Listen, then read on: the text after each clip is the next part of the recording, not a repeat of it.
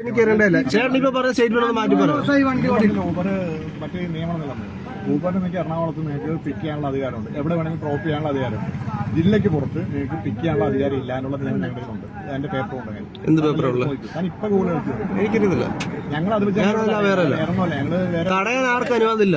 തടയാനും ഗുണ്ടേഴ്സും കാണിക്കാൻ ആർക്കും അനുവാദമില്ല. ഇയാൾ ഇത്ര നേരം എന്താ എന്റെ അടുത്ത് വേണം കാണിച്ചത്?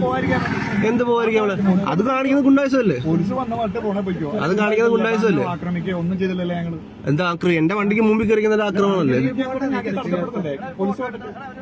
തടയാൻ പാടില്ലെന്ന് നിങ്ങൾ പറഞ്ഞിട്ടില്ല. ആരും പറഞ്ഞിട്ടില്ല തടയാൻ പാടില്ലെന്നല്ല. തടയാൻ പാടില്ലെന്ന് പറഞ്ഞിട്ടുണ്ട്. നിയമമില്ല.